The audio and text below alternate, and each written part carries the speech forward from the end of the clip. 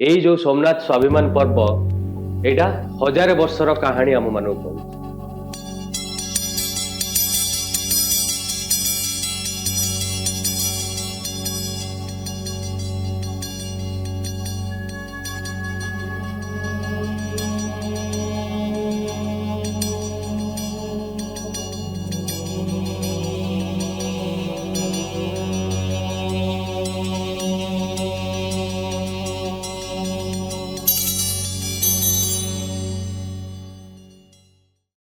ଜୟ ଜଗନ୍ନାଥ।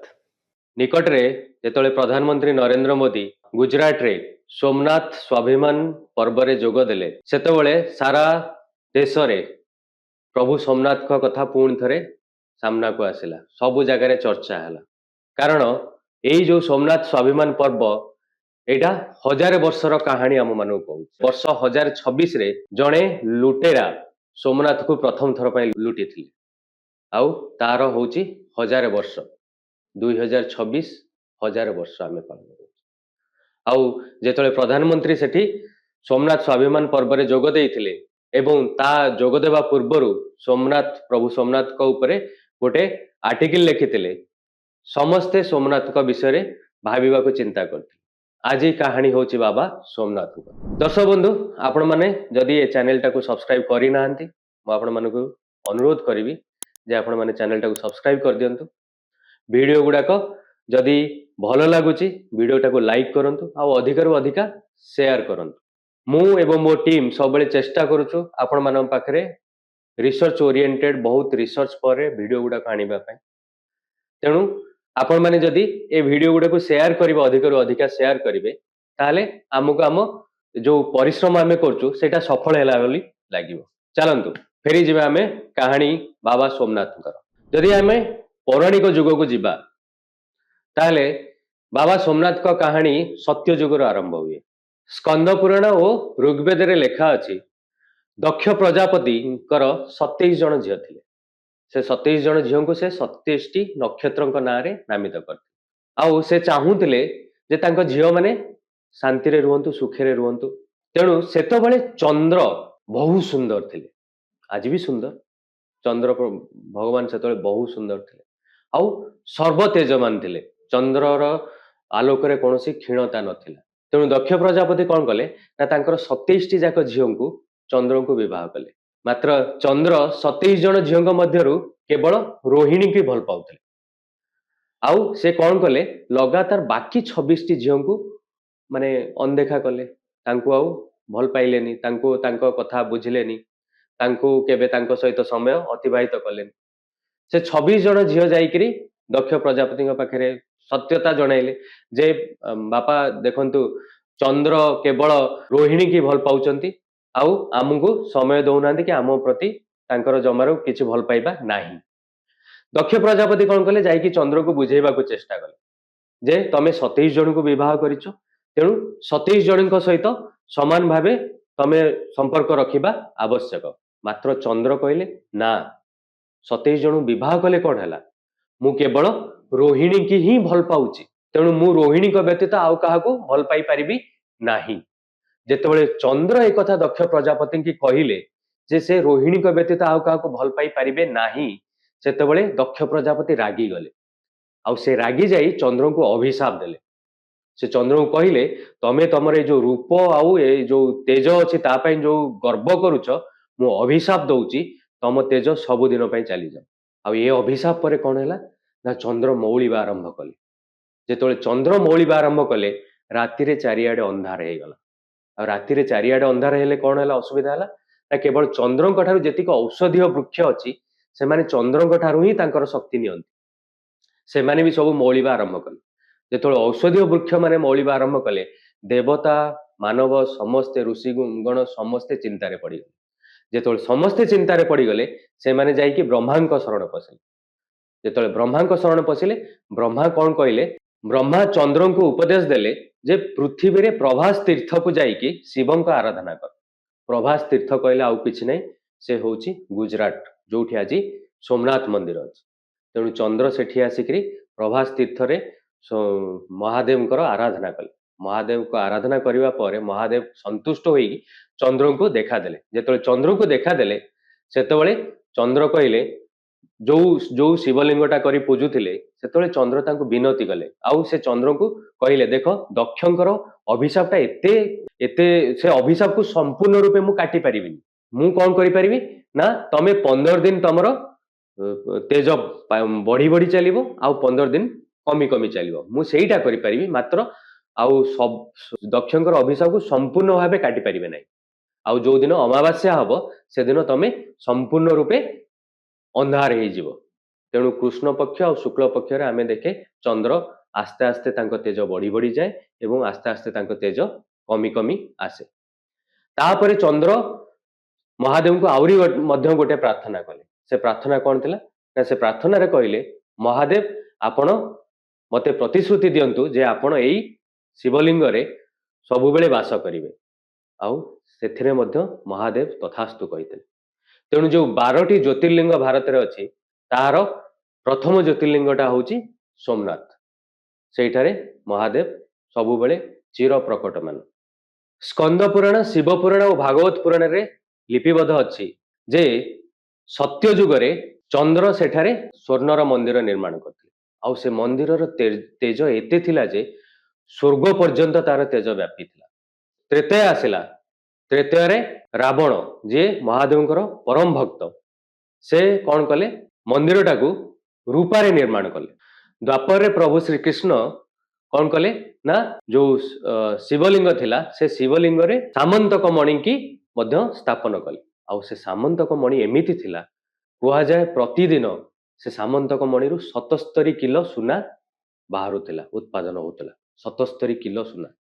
ତେଣୁ କଣ ହେଲା ନା ସୋମନାଥ ମନ୍ଦିର ବହୁତ ସମୃଦ୍ଧ ଥିଲା, ବହୁତ ସମୃଦ୍ଧ ଏବଂ ବହୁତ ଧନୀ ଥିଲା। ପ୍ରତିଦିନ 77 କିଲୋ ସୁନା ତା ଦେହରୁ ଉତ୍ପନ୍ନ ହେଉଥିଲା। ସମୟ ଚକ୍ର ବଦଳି ଚାଲିଲା। ସମୟ ଆସିଲା ବର୍ଷ 1025। ସୋମନାଥ ମନ୍ଦିରର ଚର୍ଚ୍ଚା ଚାରିଆଡେ ଥାଏ। ପୁରା ବିଶ୍ୱରେ ସୋମନାଥ ମନ୍ଦିରର ଖ୍ୟାତି ଥାଏ। ଆଉ ଏ ଖ୍ୟାତି ଆଉ ଏ ସୁନାମ ଶୁଣି ଆଫଗାନର ଗଜନୀ ସହରର ଥିଲେ ଗୋଟେ ଲୁଟେରା ମହମ୍ମଦ ଗଜନୀ ସେ ଚିନ୍ତା କଲେ ସୋମନାଥ ମନ୍ଦିରକୁ ଲୁଣ୍ଠନ କରିବା ପାଇଁ। ତେଣୁ ସେ 16 ଅକ୍ଟୋବର 1025ରେ କଣ କଲେ ନିଜ ସହିତ 30,000 ଘୋଡସବାରୀ ତାଙ୍କର ମାନେ ସୈନିକ 30,000 ସୈନିକ ଆଉ 30,000 ସୈନିକଙ୍କ ପାଇଁ ସେବା କରିବା ପାଇଁ 50,000 ସେବକ ଏବଂ 20,000 ଓଟ ଧରି ଥର ମରୁଭୂମି ପଟେ ସେ ସୋମନାଥ ମନ୍ଦିରକୁ ଆକ୍ରମଣ ପାଇଁ ପ୍ରସ୍ଥାନ କଲେ। ଆଉ ଶେଷରେ 6 ଜାନୁଆରୀ 1026ରେ ସେ ସୋମନାଥ ମନ୍ଦିର ଆଗରେ ପହଞ୍ଚି ଯାଇଥିଲେ। 3 ଦିନ ପ୍ରବଳ ଯୁଦ୍ଧ ହେଲା। ଯୋଉ ସେଠି ହିନ୍ଦୁ ବ୍ରାହ୍ମଣ ମାନେ ଥିଲେ ସେମାନେ ଅଟକେଇବାକୁ ବହୁତ ଚେଷ୍ଟା କଲେ ମାତ୍ର ଶେଷରେ ଅଟକେଇ ପାରିଲେନି। ଆଉ ମହମ୍ମଦ ଗଜନୀ ସମସ୍ତଙ୍କୁ ପରାସ୍ତ କରି ମନ୍ଦିର ଭିତରେ ପ୍ରବେଶ କଲା। ଯେତେବେଳେ ମନ୍ଦିର ଭିତରେ ପ୍ରବେଶ କଲା ସେତେବେଳେ କଣ ହେଲା ନା ମହମ୍ମଦ ଗଜନୀର ସୈନ୍ୟମାନେ ଭିତରକୁ ଯାଇ ଡରିକି ଦୌଡ଼ିକି ବାହାରୁ ପଳେଇ ଆସିଲେ। କଣ ପାଇଁ ନା କାରଣ ଶିବଲିଙ୍ଗଟା ଭାସ୍ୟମାନ ଅବସ୍ଥାରେ ଥିଲା। ଶିବଲିଙ୍ଗ ପବନରେ ଭାସୁଥିଲା। ତାକୁ ଦେଖି ସେମାନେ ଭାବିଲେ ଏଠି କିଛି ଯାଦୁ ଟୋନା ଚାଲିଛି ନହେଲେ ଏଇଟା ଗୋଟେ ଅଲୌକିକ ଘଟଣା। ତେଣୁ ସେମାନେ ଦୌଡ଼ି ବାହାରକୁ ପଳେଇ ଆସିଲେ। ତାପରେ ମହମ୍ମଦ ଗଜନୀ କଣ କଲେ ନା ମହମ୍ମଦ ଗଜନୀ ଦେଖିଲେ ଯେ ନାଇଁ କିଛି ଚୁମ୍ବକୀୟ ପଦାର୍ଥ ଉପରେ ଲାଗିଛି ମନ୍ଦିରର ଅଗ୍ରଭାଗରେ ସେଠି ଚୁମ୍ବକୀୟ ପଦାର୍ଥ ଲାଗିଛି ଆଉ ଶିବଲିଙ୍ଗଟି ଲୁହାରେ ନିର୍ମିତ। ତେଣୁ ଏମିତି ଆମର ବିଜ୍ଞାନ ଆଉ ସ୍ଥାପତ୍ୟ ଏତେ ଏତେ ଉନ୍ନତ ଥିଲା ଯେ ସେ ସମୟରୁ ଶିବଲିଙ୍ଗ ଭାସ୍ୟମାନ ଥିଲା। ଯେମିତି ଠିକ ଯେମିତି ଆମର କୋଣାର୍କ ମନ୍ଦିରରେ ସୂର୍ଯ୍ୟଙ୍କ ମୂର୍ତ୍ତି ଭାସ୍ୟମାନ ଅବସ୍ଥାରେ ଥିଲା ସେଇଭଳି ସେଠି ମଧ୍ୟ ଶିବଲିଙ୍ଗ ଭାସ୍ୟମାନ ଅବସ୍ଥାରେ ଥିଲା। ମହମ୍ମଦ ଗଜନୀ କଣ କହିଲେ ନା ମନ୍ଦିରର ଯେତିକ ଚୁମ୍ବକୀୟ ପଦାର୍ଥକୁ ହଟେଇ ଦେବା ପରେ ଶିବଲିଙ୍ଗଟି ତଳେ ପଡ଼ିଗଲା। ପୂଜକ ମାନେ ନେହୁରା ହେଲେ ଗଜନୀକି ଯେ ଯାହା ଧନ ସମ୍ପତ୍ତି ଅଛି ସବୁ ଲୁଟି ନିଅ କିନ୍ତୁ ଶିବଲିଙ୍ଗକୁ କିଛି କରନି। କିନ୍ତୁ ସେତେବେଳେ ମହମ୍ମଦ ଗଜନୀ କହିଥିଲା ମୁଁ ବୁତ ଶିକନ ଭାବେ ଜଣାଯିବାକୁ ଚାହୁଁଛି, ମୁଁ ବୁତ ପରସ୍ତ ଭାବେ ଜଣାଯିବାକୁ ଚାହୁଁନି। ଇତିହାସ ମତେ ବୁତ ଶିକନ ହିସାବରେ ମନେ ରଖୁ। ସେ ତେଣୁ କଣ କଲା ନା ଗୋଟେ କୁରାହାଡିରେ ଶିବଲିଙ୍ଗକୁ ଖଣ୍ଡ ବିଖଣ୍ଡିତ କରିଦେଲା।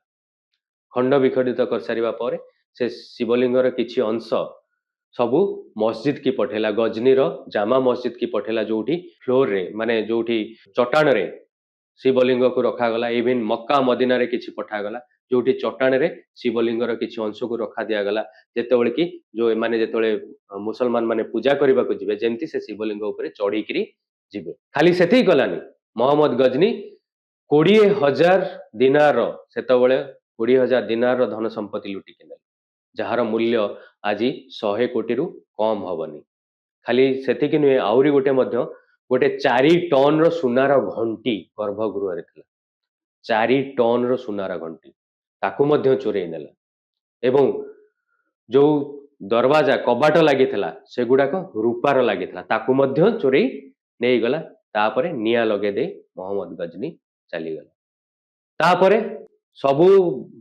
थर भंगा जीवा परे बहुत हिंदू राजा कौन करचंती ना सोमनाथ मंदिर को पुणी निर्माण कर बहुत थर सोमनाथ मंदिर निर्माण है 1299 मसीह अलाउद्दीन खिलजी तार जड़े सेनापति गुलेक खान को पठेला सोमनाथ मंदिर उपरे आक्रमण करने सेतबेले सेठी जो हिंदू माने थिले तांकर लीडर भावे जड़े 16 वर्षीय हमीरजी गोहिल से कौन कले ना गुलेक खान रो प्रतिवाद कले 9-10 दिन धरी युद्ध चलला नवम दिन 8 दिन बेलू अष्टम दिन बेलू बहुत सैन्य मरीगले किछि केवल हमीरजी गोहिल आउ किछि सैन्य को छाड़ी आउ समस्ते मरी नवम दिन जेतोले युद्ध हैला हमीरजी गोहिल बेक काटी दिया गला मात्र आश्चर्य कथा बेक कटिवा परे मध्य तांको शरीर किछि समय पई युद्ध करला यहा को देखी जो माने आक्रमणकारी आकु ए भली दृश्य देखी आक्रमणकारी माने मध्य भयभीत हो गले जे बेक कटिगलाणी मात्र तथापि ए 16 वर्षीय बालक तथापि तार शरीर युद्ध करि चलछि तापरे से माने मंदिर को लुंठन कले हमीरजी गोहिल मृत्यु पर मंदिर को लुंठन कले मात्र इतिहास हमीरजी गोहिल को आज मध्य मन रखी हमीरजी गोहिल गोटे प्रतिमूर्ति आज मध्य सोमनाथ मंदिर अच्छी आउ जो धर्म ध्वज से लगा जाए सेटा प्रथमे हमीरजी गोहिल की चढ़ा जाए एवं तापर जाए सोमनाथ मंदिर रे से धर्म ध्वज को लगा जाए कह जाए 17 थर सोमनाथ मंदिर लुंठन करा जायछि महमूद गजनी हो अलाउद्दीन खिलजी हो अथवा औरंगजेब हो 17 थर लुंठन करा जायछि मात्र प्रति लुंठन पर पुणी सोमनाथ मंदिर छिड़ा होइछि बहु समय हिंदू राजा आसीचंती एवं से माने मंदिर को पुणी निर्माण करचंती अहल्या बाई जेतेबेले मंदिर खंड विखंडित दृश्य देखिले से जगार किछि दूर रे आ गोटे नूतन मंदिर निर्माण कले वर्तमान जो मंदिरटी अच्छी प्रायतः सेठी रानी अहल्या बाई नूतन मंदिर निर्माण कर समय चक्र गड़ी चलला भारत स्वाधीनता पाइला धर्म भित्तिक भावे भारत विभाजित हैला मुसलमान माने पाकिस्तान नहीं देशरू विखंडित हो चली गले मात्र भारत धर्म निरपेक्ष ही रहिला जेतेबेले 1947 मसीह सरदार वल्लभ भाई पटेल सोमनाथ गुजरात यात्रा रे जाइथिले से सोमनाथ मंदिर खंड विखंडित दृश्य देखी भावविह्वल हो जाइथिले से तुरंत प्रस्ताव देइथिले जे सोमनाथ मंदिर पुणी थरे निर्माण हवा आवश्यक तेणु से कौन कले से प्रस्ताव को देइथिले पंडित जवाहरलाल नेहरू मात्र पंडित जवाहरलाल नेहरू से प्रस्ताव मानि नथिले से कहले आमे हेलु धर्म निरपेक्ष राष्ट्र आमे जदि गोटे हिंदू राष्ट्र हिंदू मंदिर निर्माण करिबु ताहले एटा भूल इनफॉरमेशन अन्य मानको दब जना नहीं पंडित नेहरू कौन चिंताधारा पछरे थाई पारे तथापि सरदार वल्लभ भाई पटेल कौन कले ना केएल मुंशी को नहीं से गोटे कमिटी गठन कले हाँ से माने महात्मा गांधी की जाई देखा गले आ कहले देखंतु आमे सोमनाथ मंदिर निर्माण न्याहिति हेबा दरकार मात्र पंडित नेहरू आको विरोध करुचंती जेतले महात्मा गांधी एक कथा सुनिले महात्मा गांधी कहले ताले राजकोषरु पैसा न नहीं मंदिर लोक मान पैसा निर्माण करा तेणु सोमनाथ ट्रस्ट निर्माण है सोमनाथ ट्रस्ट केएल मुंशी नेतृत्व में सोमनाथ ट्रस्ट निर्माण है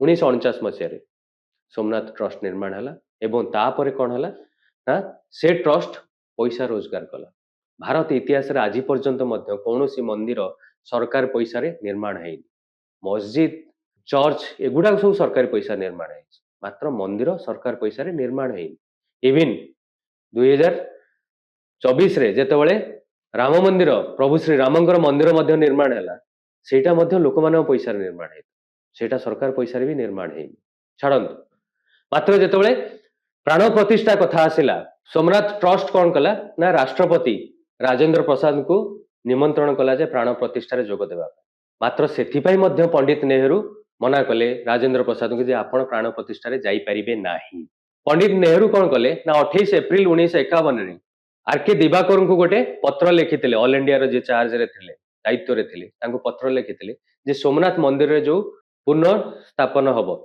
ताकू कभर न करा जाओ ता विषय कौन सी न्यूज बाहर को न आसु आउ जेतेबेले प्राण प्रतिष्ठा है सोमनाथ मंदिर रे जेतेबेले 11 मे 1951 रे जेतेबेले सोमनाथ मंदिर रे प्राण प्रतिष्ठा है सेतेबेले डॉक्टर राजेंद्र प्रसाद से कौन कले ना राष्ट्रपति भावे नुहे गोटे साधारण नागरिक भावे सेठी योगदान करते से नेहरू को पचारि थिले जे आपण मु साधारण नागरिक भावे सोमनाथ मंदिर जाई परिबी ना नहीं नेहरू कहते साधारण नागरिक भावे जाई परिबे मात्र एटा ठीक नुहे इनफैक्ट कहा जाए यही राग जेतेबेले राजेंद्र प्रसाद मृत्यु होता सेठी तांको दिल्ली रे तांकर शवदाह करने को मध्य दिया जाई नथिला केवल यही गोटे राग जे कौन पाई से सोमनाथ मंदिर को जाइथिले प्राण प्रतिष्ठा पाई जना नहीं इतिहास को भली भाबे देखिबो मात्र पंडित नेहरूंकर एभली भावमूर्ति पाई तार कोनोसी उत्तर नहीं छाड़ନ୍ତୁ जेतेबेले 2017 रे प्रधानमंत्री नरेंद्र मोदी सोमनाथ ट्रस्ट रो बैठक रे भाग नहीं से कही जे सोमनाथ मंदिर उपरे आहुरी अध्ययन आवश्यकता अच्छी आ से अध्ययन दायित्व आईआईटी गांधीनगर को दिया जाए से आईआईटी गांधीनगर गोटे 5 कोटी टंका व्यय करी गोटे मेसीन निर्माण करी जेतेबेले रिसर्च करथिले से देखिथिले सोमनाथ मंदिर तले गोटे 3 महला विशिष्ट आहुरी गोटे प्राचीन स्ट्रक्चर अच्छी प्रथम महलाटा 2.5 मीटर द्वितीय महलाटा 5 मीटर और तृतीय महलाटा 7.5 मीटर अच्छी कौन यही जो 3 महला विशिष्ट अट्टालिका अच्छी सेटा कौन पुराना मंदिर से सामंतक मणि कौटी अच्छी ताहार मध्य कौनसी सूचना नहीं दर्शक बंधु 1000 वर्ष बीतीगला 1000 वर्ष पर पुणी थे सोमनाथ स्वाभिमान पर्व पालन करुचे एटा डेफिनेटली गोटे गर्वर विषय कारण सोमनाथ आमर हूँ गर्व गौरव एवं आमर पहचान तेणु दर्शक बंधु आपण को ये भिडटी केमती लगिला जदि आपण मानकर किसी मतामत अच्छी आपण मैंने जदि बाबा सोमनाथ को विषय किसी नुआ तथ्य जानी ताले आपण मैंने मध्य जनातु कारण इतिहास छात्र हिसाब से मुझे सब कहे इतिहास छात्र हिसाब से इतिहास को जानापी सब बेले आमे चेष्टा करुचु आ जेते इतिहास को जानिबा को चेष्टा करुचु सेते कम जानिचु बेली आमे जानिबा को मध्य पाउचु तेणु आपण मान पाखे जदि सोमनाथ विषय किसी नुआ तथ्य अच्छी आपण मैंने निश्चय जनातु वीडियो गुड़ा केमती लगुच ता विषय मध्य कमेंट करंतु आउ जदि वीडियो भल लगुच ताले पुणी थे आपन को अनुरोध करी चैनल टाको सब्सक्राइब करंतु वीडियो टाको लाइक करंतु आउ अधिक रु अधिका शेयर करंतु जय बाबा सोमनाथ जय जगन्नाथ जय हिंद वंदे उत्कल।